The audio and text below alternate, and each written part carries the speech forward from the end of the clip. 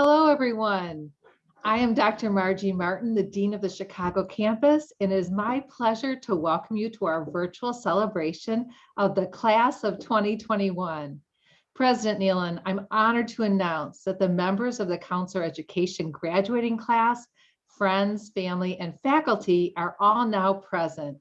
All are gathered here to celebrate the class of 2021. Before we begin, I have a few housekeeping notes from Zoom. Guests will remain muted for the duration of the ceremony to reduce background noise, but please feel free to post comments in the chat box, and remember, everyone can see them, and you've already started doing that, so that's fantastic. To reduce background and feedback noise, if you are using multiple devices, such as a phone and a computer, please make sure both are muted or not in the same room. If you have any technical difficulties during the celebration, please use the IT contact information posted in the chat box, and you might want to jot that down just in case you're disconnected. Each graduate will be spotlighted as their name is called, so please be sure to turn your camera on. We want to celebrate you. The celebration will be recorded and posted on our website. Graduates, we will email you a link just as soon as that recording is posted. And you are invited to share the memories with your friends and family on social media today using the hashtag TCSPPgrad. We are so delighted that families and friends of our graduates have joined us from around the world to celebrate this important day. Welcome and thank you. And now it's my pleasure to introduce Dr. Michelle Nealon, the president of the Chicago School of Professional Psychology.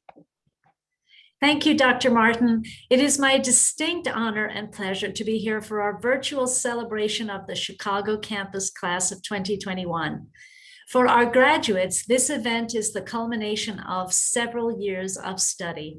For the families of our graduates, this event is the manifestation of all of your hopes and dreams. For the faculty who toiled along with our graduates, this event is a moment of immense pride for you also, pride in your accomplishments. This is indeed a wonderful occasion, a time to celebrate, reflect, and prepare. Today, advice will be given and stories will be told. There will be laughter, tears, and applause. And yes, we may have a couple of technical difficulties, but we'll get through those just fine. Above all, it will be memorable.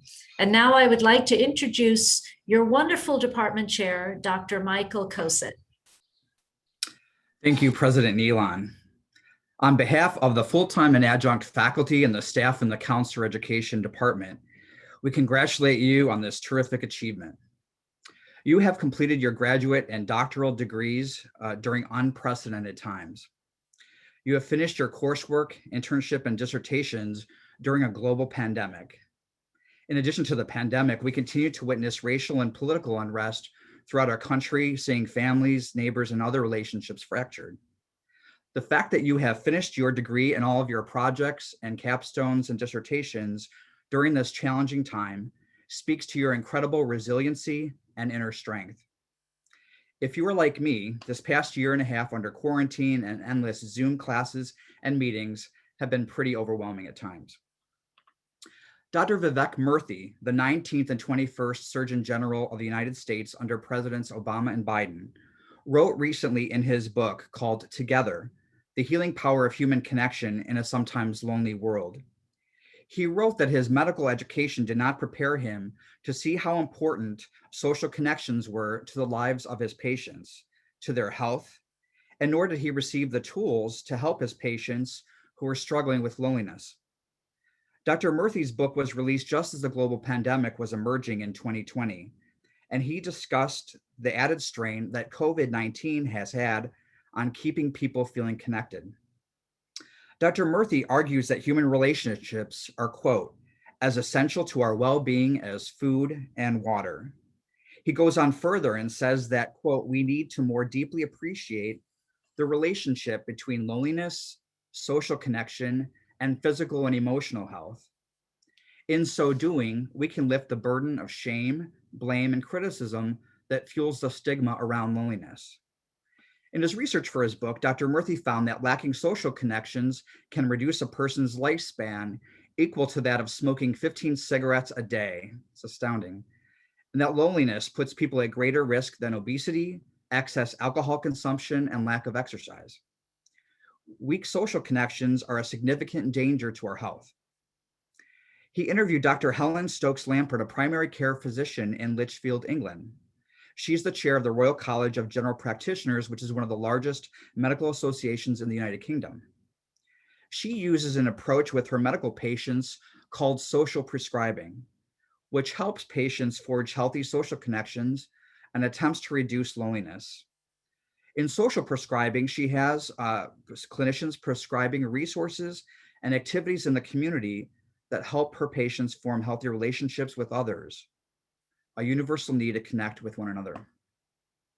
In your work as professional counselors, you will have clients experiencing deep wells of depression, anxiety, and loneliness. We have a professional obligation to help those we work with to feel seen, heard, and known.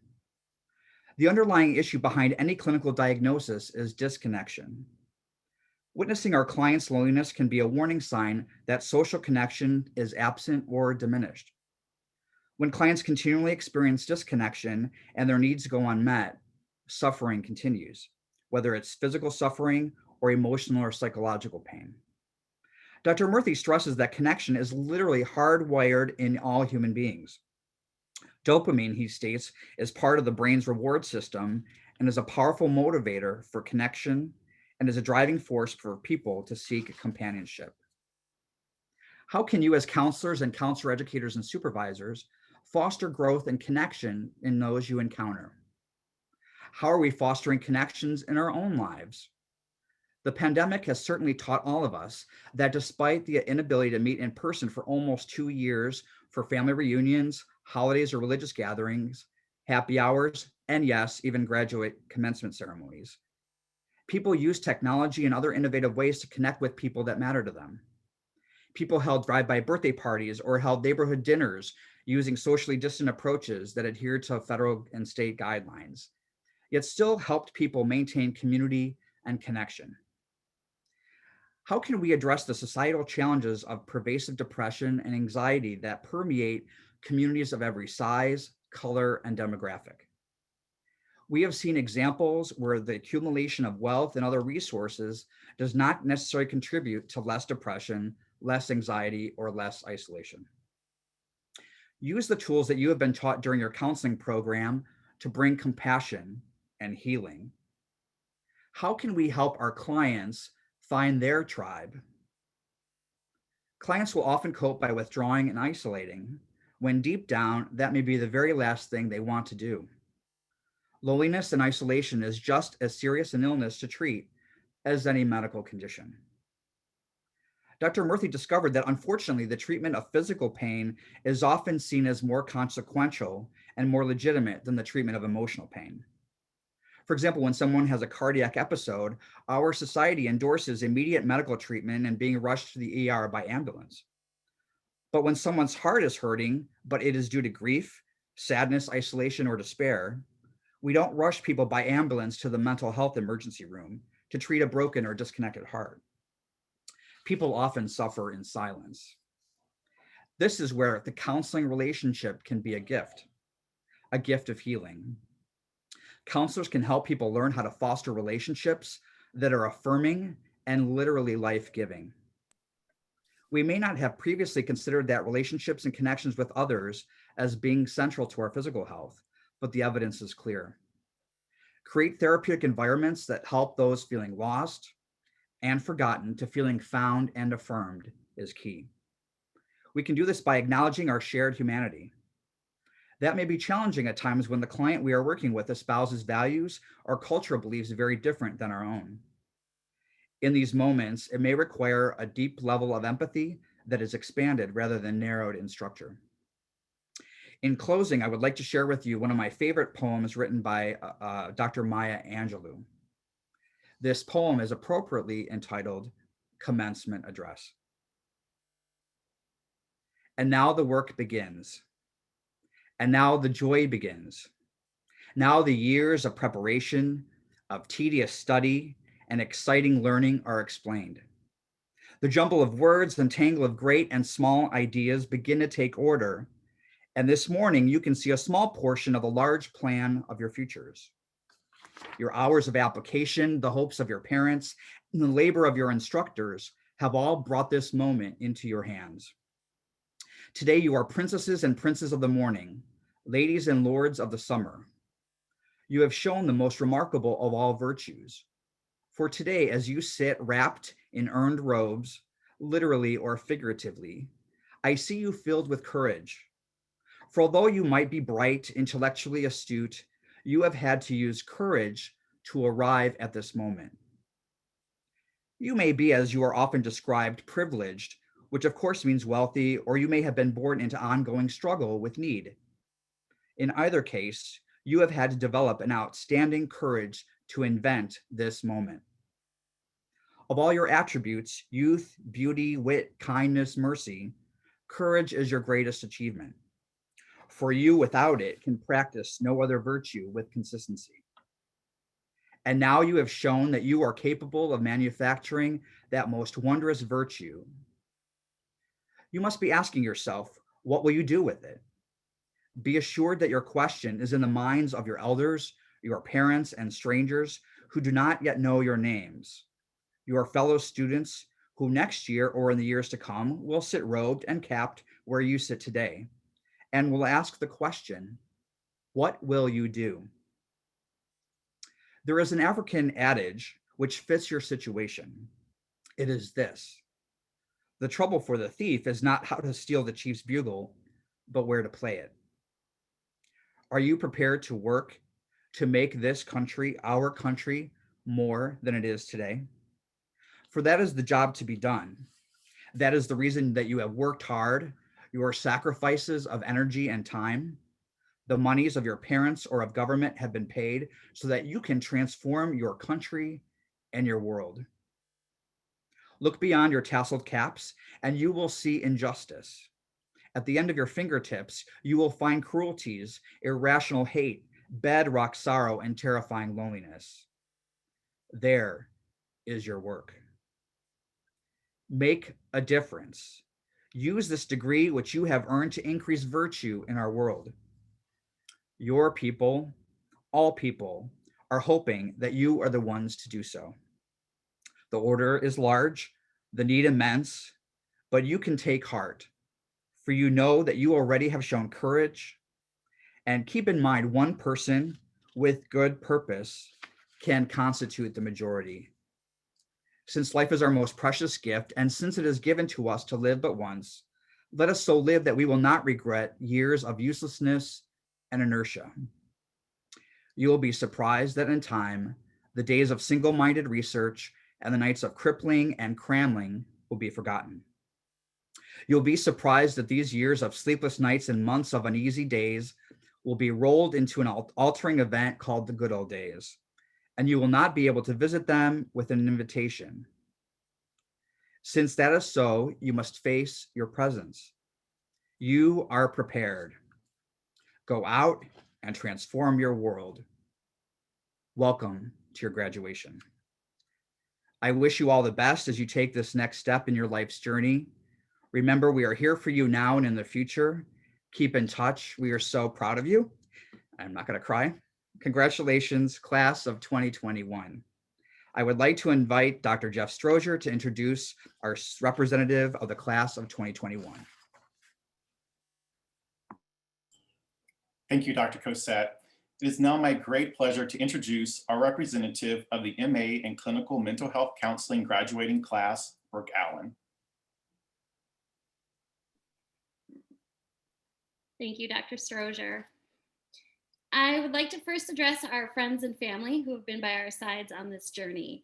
Emotionally supporting a graduate student is challenging, but emotionally supporting a counseling graduate student is a unique experience that involves things like nodding along as we diagnose every character on a TV show, being asked about 4 generations of our family's lineage for our genograms, or listening to us discuss the stages of death and bereavement while on vacation. Your patience and stable presence have been our roots as we've grown and flourished in school, and we are so grateful that you are here with us today.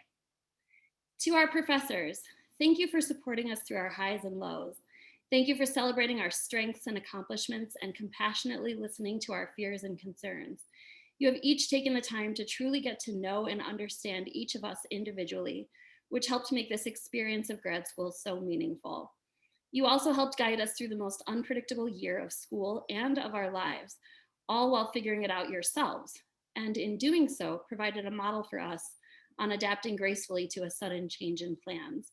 We look forward to continuing to share our journey as mental health counselors with you, although maybe just by email and not in the form of a 10-page APA-style personal reflection paper. Now, class of 2021 clinical mental health counseling graduate students. I want to state for the record that we will be telling our story for a long time. The COVID-19 pandemic hit us right in the middle of running our mock groups, and we left school one day not realizing that we wouldn't return to that building again as students. In a time of global worry and anxiety, we began our internships with organizations that were still finding their own footing in a new digital world. We began working with clients in a way that some veterans in the field never had. We didn't plan on being student therapists from our kitchens, makeshift offices in our bedrooms, over the phone or in our cars, but we did it. We didn't plan on our dogs barking, maintenance men knocking on our doors, kids interrupting us while we gave presentations in class, but we did it. We pivoted, adapted, thought on our feet, remained flexible, and were ready for whatever challenge was handed to us next. We can now walk fearlessly into our future, knowing that we have already conquered one of the greatest challenges of our career. It's fitting that the world is beginning to reopen right now as this new chapter in our lives opens in front of us. I hope that you will keep this spirit of openness with you in your hearts and minds, and remember that although this past year was not what we expected, it provided us with an invaluable set of tools unique to our specific class that we can carry with us as we move forward. We can truly be proud to say that we accomplished something incredible in one of the most unprecedented events of our time. I am proud and comforted to know that I belong to a group of some of the most resilient, caring, tenacious, and compassionate counselors out there. Congratulations and best of luck to you, class of 2021. I could really go on about this forever, but I'm afraid the hour is up. Thank you so much, Brooke. It is now my great pleasure to introduce our representative of the 2021 PhD in Counselor Education and Supervision graduating class, Deneen Robin. Deneen considers herself a mental health advocate and lover of people. She was born in Fairfax, Virginia, and resides in Maryland. She earned her bachelor's degree in psychology at Oakwood University and her master's in clinical mental health counseling at Bowie State University. She currently works as a licensed clinician serving at-risk youth in Washington, D.C., and provides therapy to working adults through private practice. In her free time, she enjoys spending time with her family, friends, shopping, and looking for her next adventure.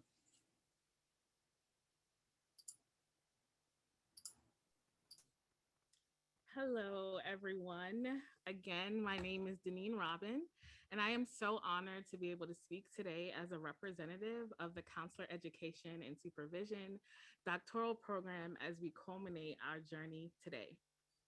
I want to begin, I'm sorry, my dog is excited for me today. I want to begin by thanking the faculty in the CES program. They have been amazing in their teaching and mentorship, and I am forever grateful. To my colleagues in my program, thank you for answering every question as I navigated a new program in school after my transfer.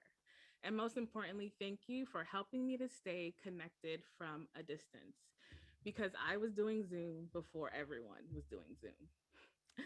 I would also like to thank my family, friends, and support system for being more to me than words can describe during this journey. There's a quote that says, "It is good to have an end to journey toward, but it is the journey that matters in the end." Journeys. We have all had our own that have led us to this time, but we've made it.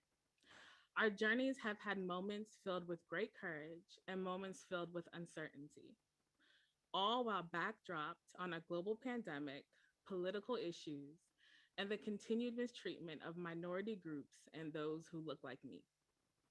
But we handled it and we are here. My personal journey is one that has seemed never ending at some points.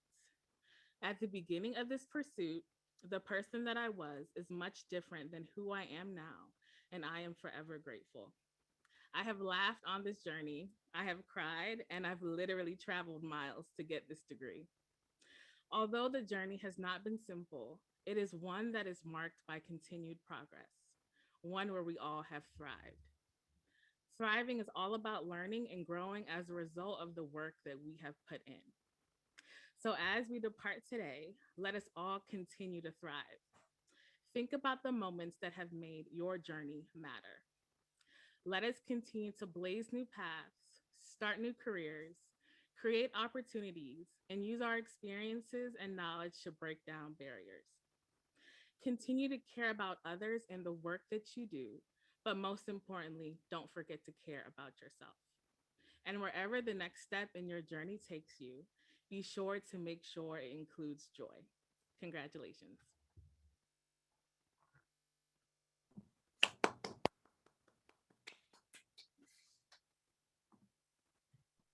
Greetings, graduates and invited guests. It is my great pleasure to introduce our honored speaker today, Mr. Raul Raymundo. Mr. Raymundo has long understood the challenges and strengths of working class and immigrant families. After earning his bachelor's degree from Carleton College in Northfield, Minnesota, he returned to the Chicago neighborhood where he grew up and co-founded the Resurrection Project in 1990 with seed capital of $30,000 from 6 Chicago area parishes. Since its inception, the Resurrection Project has leveraged this capital into over $600 million in community investment and positively impacted thousands of individuals in Southwest Side Latino city neighborhoods and in the western suburbs. Under Mr. Raymundo's leadership as CEO, the Resurrection Project seamlessly blends community development, community organizing, human service delivery, and advocacy to build healthier and engaged communities. And today is one of the region's most innovative and effective community development organizations working in every area of community life. Mr. Raymundo currently serves on several local and national boards, including chair of the board of Self-Help Federal Credit Union, with its multi-state operations and national policy impact.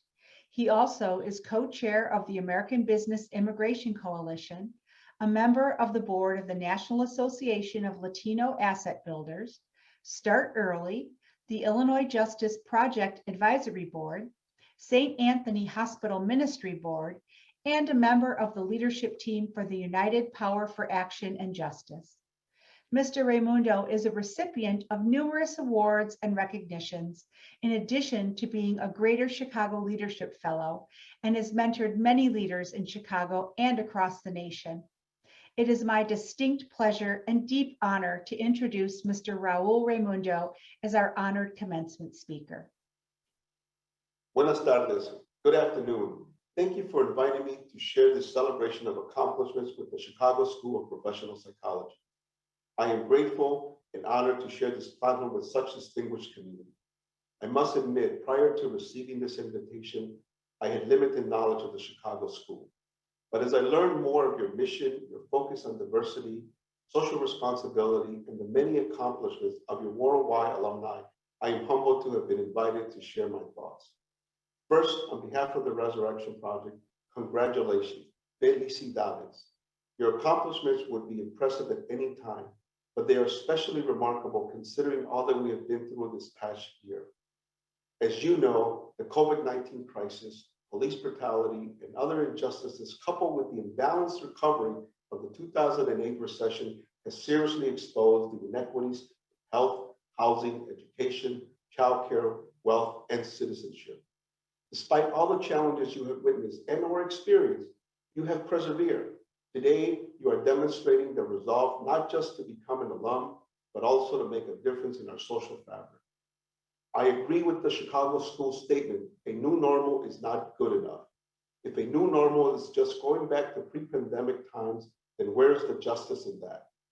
I too believe in the world like the Chicago School, where homelessness is reduced, mental health is destigmatized, everyone has access to quality and integrated healthcare. Healthcare disparities are eliminated, and of course, all healthcare professionals are culturally competent. I believe that coming out of these crises, we need stronger, more vibrant, and healthier individuals and communities everywhere. The next economic and social recovery should leave no one behind. As someone who has been fighting for social and economic justice for multiple decades, I know things won't get resolved overnight. It takes patience and tremendous hard work. As an immigrant from Mexico, I was taught at a very young age the value of service and giving back to community. In 1990, 2 years out of college, I co-founded the Resurrection Project in the community that I grew up with $30,000 seed capital from area parishes. Our mission was and still is to build relationships and challenge people to act on their faith and values to build a healthier community. Early on, as a community organizer, I understood the power of one-on-one relationships. Having conducted hundreds of them, I learned how to listen and understand people's self-interest. In other words, what would motivate people and institutions to act? In doing so, we built power, forged partnerships, and built the know-how to act through the self-interest identified. We learned how to address an issue instead of pretending to solve an entire problem. For example, homelessness is a huge problem, but we made it into an issue in our neighborhood. By doing so, we not only helped to preserve the doors open for the homeless shelter, but also acquire the only single-room occupancy building in the neighborhood.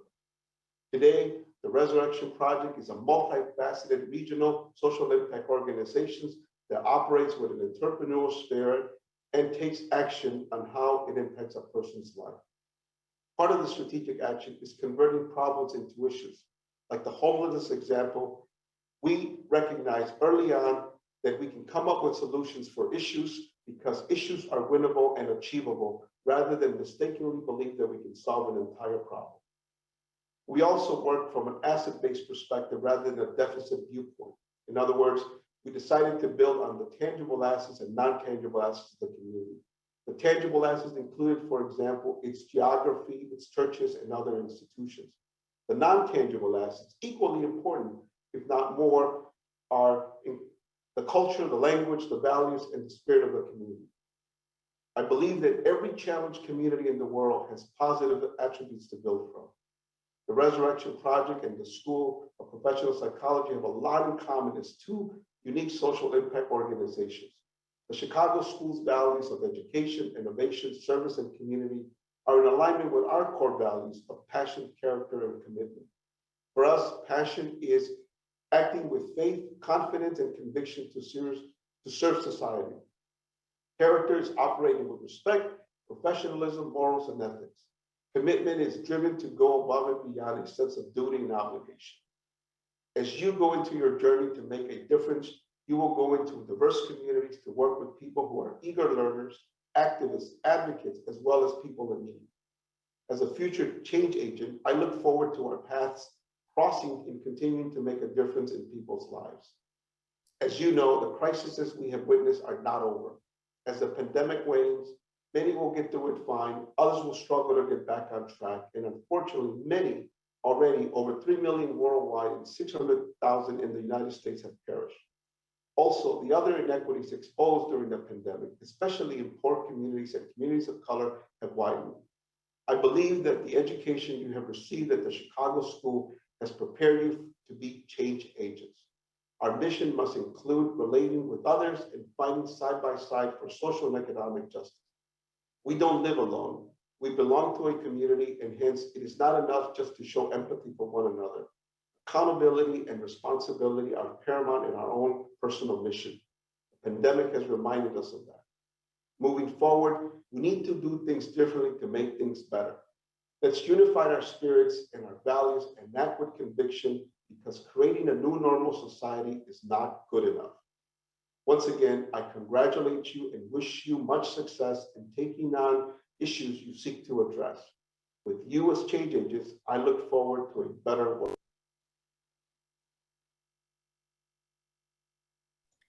Thank you, Mr. Raymundo. I am now very pleased to present you with this honorary degree. By the authority vested in me by the Board of Trustees of the Chicago School of Professional Psychology, I hereby confer upon you, Mr. Raul Raymundo, the degree of Doctor of Humanities, honoris causa, with all of the rights, privileges, and responsibilities thereunto pertaining. Congratulations. It is now my pleasure to announce that we shall now proceed with the presentation of candidates for degrees. Each candidate has been approved by the faculty and the Board of Trustees to receive the degree indicated on their diploma, subject to the completion of all degree requirements. I would now like to invite Dr. Linda Robinson to begin the presentation of candidates. Thank you, Dr. Martin. We will now present the candidates for the Masters of Arts in Clinical Mental Health Counseling degree and spotlight each candidate as their name is read. Graduates, if you have not done so, please turn on your cameras at this time and feel free to unmute yourselves to cheer for your fellow graduates after their names are read.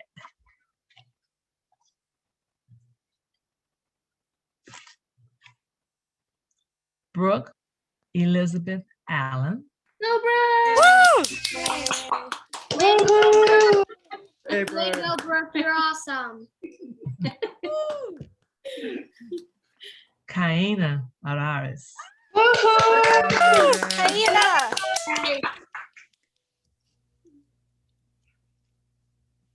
Christine Camira. Yeah. Christine!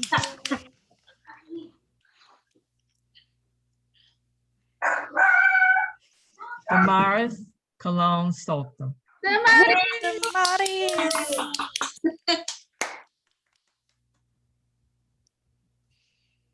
Gabriel Gertrude Ursig. Yay.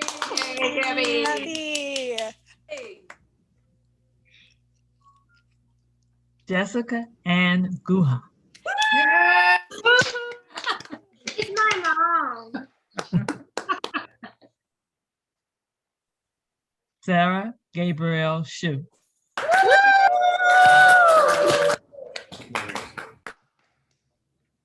Megan Thomas O'Brien. Yay. Megan! Maria Fernanda Ochoa Gonzalez. Fernanda! Sandia Talatan. We will now present our candidates for the Doctor of Philosophy and Counselor Education and Supervision degree. Reading their names will be their dissertation chairs, and candidates will be spotlighted as their name is read. Candidates, you may begin being hooded as your name is read. Again, please wait to cheer until after the full dissertation titles are read. I now invite Dr. Fran Giordano to read the names of her advisees.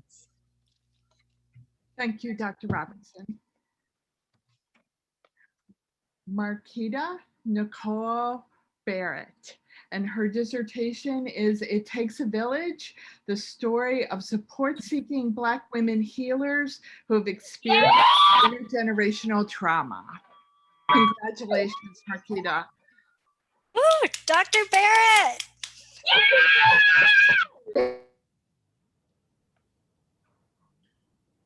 Next is Ashley Lawrence, and her dissertation is "Female Sexual Agency, Interpretive Phenomenological Analysis." Congratulations, Ashley. You did it! Congratulations, Dr. Lawrence. Deneen Robin. Dissertation, a transcendental phenomenological study of Black Caribbean older adults' attitudes and beliefs about accessing mental health services. Robin, woo!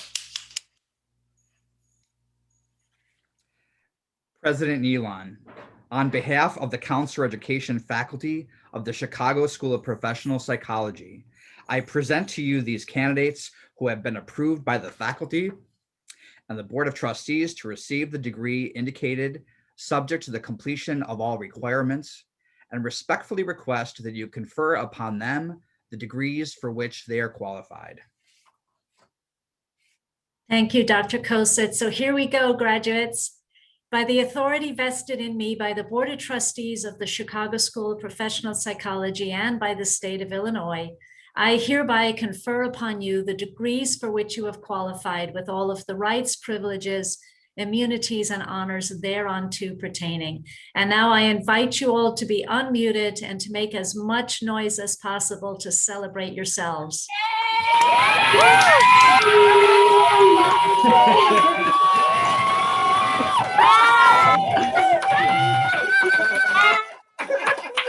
Get out. Yeah, Mom. You're sweet.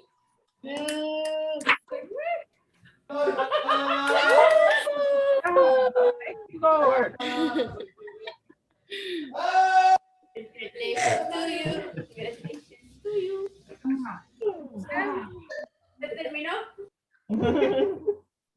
Oh, congratulations, graduates. And now we're in the point that we have a really important part of the program. We are going to affirm our oath. So I know you're muted, but please say it out loud with me. Raise your right hand and recite with me in unison the oath of affirmation and diversity, which you can see now on the screen. And other professionals can join as well to reaffirm their oath. So here we go. I hereby affirm that I shall discharge the responsibilities of my profession in a manner consistent with respect for the dignity and worth of the individual, and that I shall strive for the preservation and protection of fundamental human rights, that I shall seek to increase knowledge of human behavior, to increase self-understanding and the understanding of others, and that I shall use such knowledge for the promotion of human welfare, that I shall seek to embrace the profession's commitment to understand and respect individual and culture differences, that I shall diligently protect the welfare of those who seek my services, and that I shall use my skills only in the furtherance of human welfare and the integrity of the individual, and that I shall well and truly recognize the traditions and ethics of my profession, and that I shall subscribe to these traditions and ethics freely and upon my honor.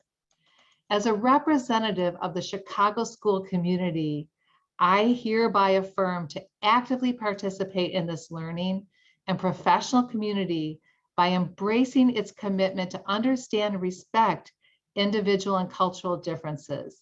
As such, I will seek to gain knowledge of human difference that I may increase my understanding of self and others. And I will seek to build an environment of mutual respect and inclusion where all are valued. Congratulations again, and I'll turn it back to Dr. Nealon. Thank you, Dr. Martin. Class of 2021, congratulations once again. One of my proudest moments as president every single year is just this one, the opportunity to welcome graduates into the alumni ranks of the Chicago School. I'm also pleased to once again congratulate your loved ones, the friends and family and the pets who have supported you as you pursued your dreams. I imagine that there is a common refrain to be heard in the commencement speeches delivered across the country this year, one of overcoming adversity and rising to challenges rarely seen before. Indeed, it has been a year like no other. The obstacles you faced along the way, a global pandemic, the effects of a tenuous economy, political divisiveness, and social unrest.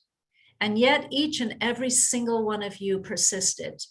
You met hardship and uncertainty head on with perseverance, grit, determination, and values that reflect those that define our unique university and that I know you will take with you as you embark on your postgraduate dreams. Your job now is to focus on the goals that paved your way to today. Many of you are entering the workforce, a workforce that sorely needs the skills you have honed during your years at the Chicago School.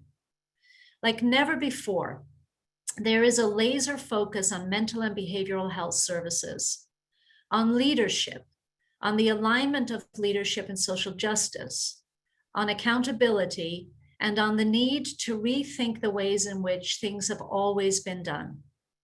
In so many areas, we need new approaches that can ensure more positive outcomes.